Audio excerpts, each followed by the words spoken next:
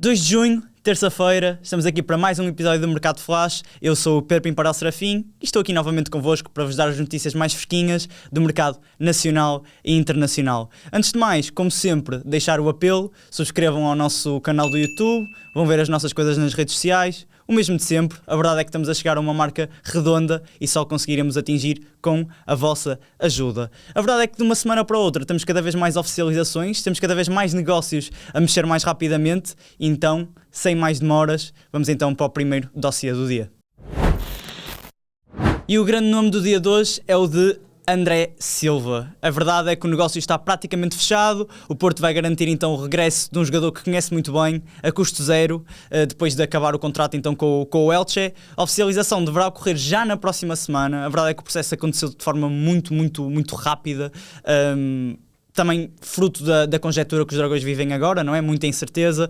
Saiu o Luke de Jong, saiu o Moffi, Samu, por exemplo, só regressa em outubro e é um jogador já com bagagem, não é? Passagens no futebol italiano, alemão. Esta temporada na Liga marcou 10 golos, que é um número bastante interessante. E ele já tinha deixado boas impressões no Porto, não é? Mais de 20 golos na época 2015-2016. E é um jogador que vem para acrescentar, vem para segurar o barco já nesta fase inicial.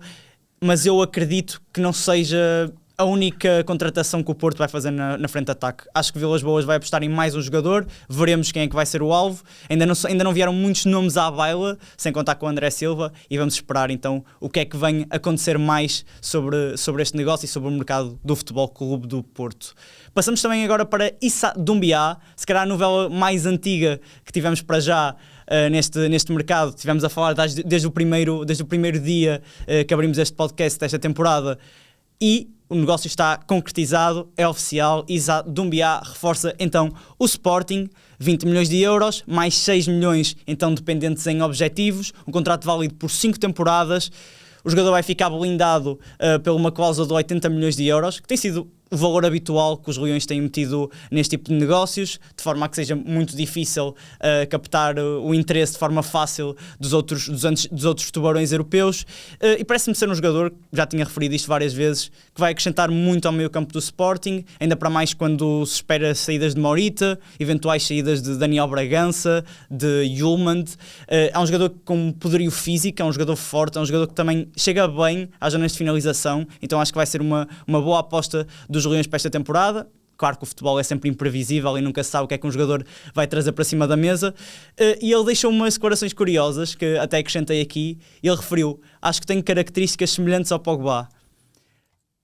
Obviamente que sempre com essa discrepância de ser uma comparação de um jogador muito elevado, mas acho que é um jogador confiante e que quer provar na Liga Portuguesa que também consegue tirar bom partido desta competição. Ainda no capítulo do Sporting, Ivan Fresneda, de forma curiosa e se calhar de forma surpreendente, é um jogador que de acordo com a imprensa internacional tem sido seguido pelo Real Madrid, para um clube, não é, já habituado a ter galácticos. Fresneda se calhar não entra muito bem neste pacote, mas poderá ser um jogador que eventualmente interessa então aos merengues. Tem havido observações recentes ao lateral para tentar perceber se é realmente o jogador indicado para assumir aquela posição, tendo em conta que Dani Carvajal está de saída, já anunciou a saída. Estão à procura de alguém para comatar então essa posição. Ivan Fresneda não está no topo desta lista. Há 2 jogadores que para já têm sido apontados com mais força, que é o nome de Denzel Dumfries, lateral então do Inter, e Pedro Porro, um jogador que curiosamente também já passou pelo Sporting, mas que tem estado ao serviço do Tottenham, um Tottenham que já falamos com alguns problemas, mas Pedro Porro para já tem-se destacado no Spurs. O Ivan Fresneda foi um jogador que teve muitas dificuldades então a adaptar-se ao emblema de Alvalade numa primeira fase, mas parece que tem conquistado os adeptos, tem feito campanhas bem mais positivas.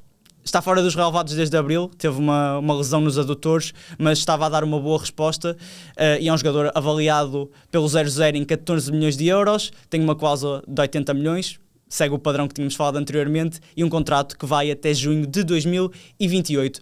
João Marques acabou o empréstimo com o Casa Pia e está então de regresso ao Braga. Ele fez um post então a anunciar o fim deste ciclo e é um jogador que eu sempre valorizei. Acho que é um jogador muito interessante, mas que tem tido muitas dificuldades em afirmar-se nestes últimos anos.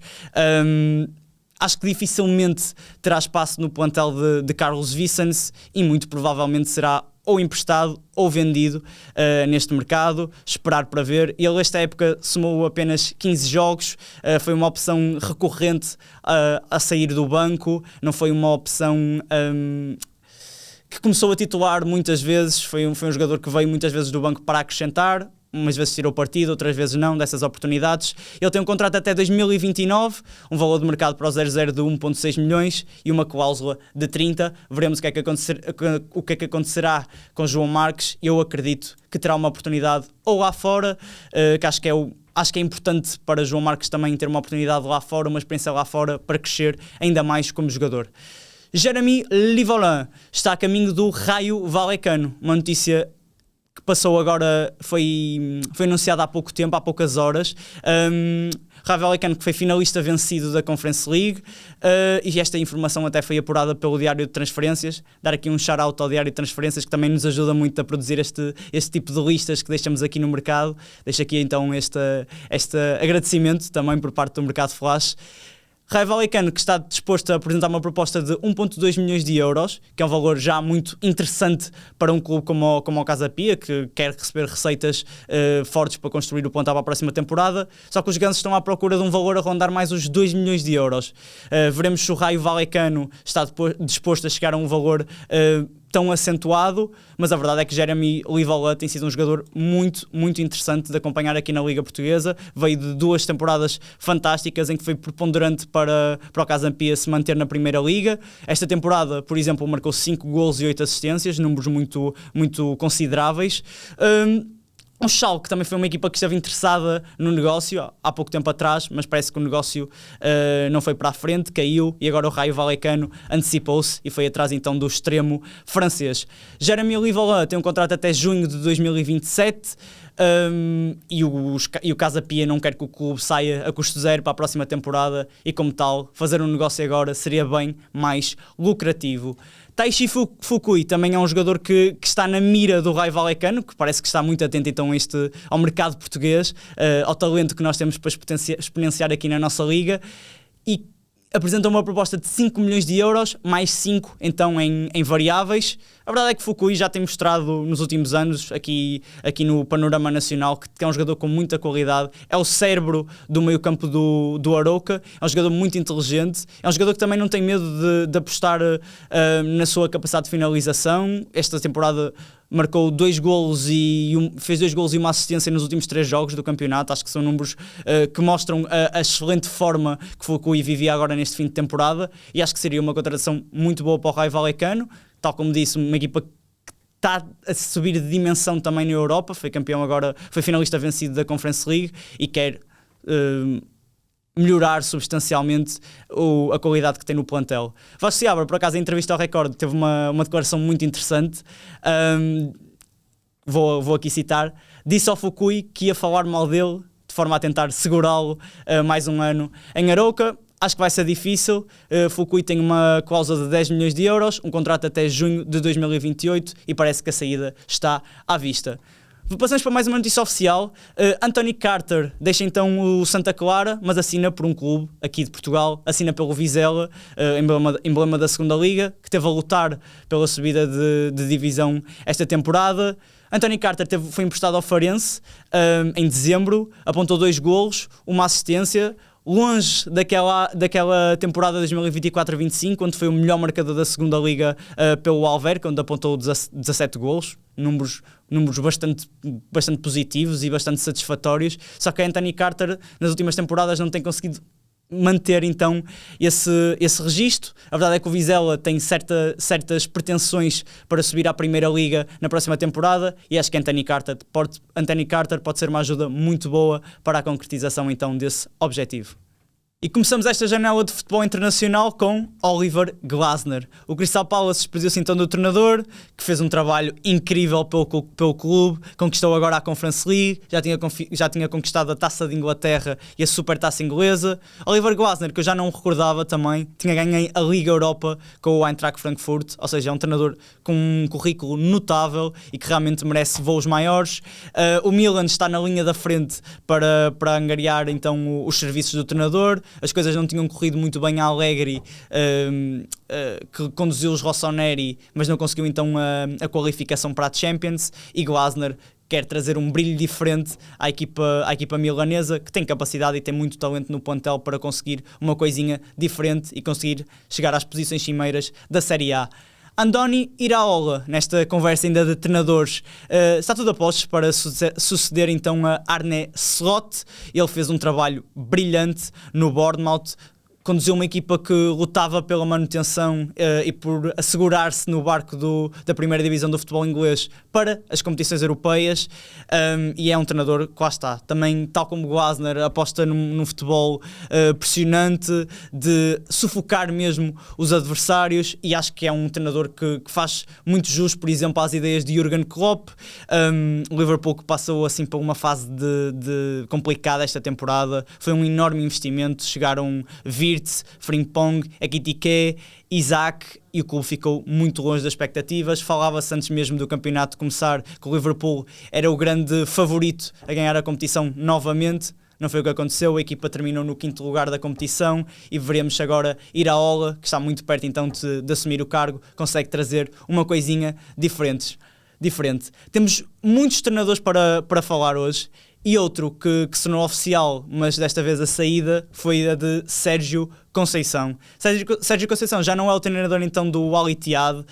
A verdade é que as coisas não correram bem lá na Arábia Saudita, o registro é pouco impressionante até, 22 vitórias em 42 partidas, lá está, não é um registro que entusiasme, um 5º lugar no campeonato saudita, com um plantel que na teoria é recheado de talento, não é? En-Nesyri, Moussa Diaby, Bergwijn, Roger Fernandes, Aouar, Danilo Pereira.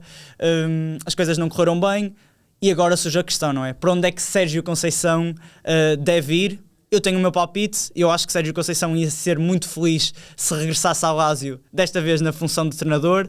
O Lazio está à procura de um treinador então depois da saída de Sarri, e veremos se Sérgio Conceição não vai entrar nesta lista de potenciais sucessores. Ainda na conversa de treinadores, Tosé Marreco é o novo treinador do Stade Tunisien, espero ter dito bem, da Tunísia, e é a primeira experiência do treinador no estrangeiro. Ele tinha tido alguns projetos aqui dentro de Portugal, mas ainda não tinha tido a oportunidade de rumar para fora do país. A equipa que conseguiu o 4º lugar na temporada passada, e quer certamente subir ainda mais na tabela. Eu claramente não sou um profundo conhecedor do campeonato tunisino, mas certamente conta com Tosé Marreco para fazer uma campanha melhor do que a passada. Tosé Marreco, que não teve resultados positivos no Farense, a equipa acabou por descer de divisão há 2 temporadas atrás, e ele afastou-se durante um ano dos comandos técnicos do clube, e agora está de volta, e nós aqui no Mercado Flash desejamos a melhor sorte do mundo a Tosé Marreco para esta nova etapa da sua carreira.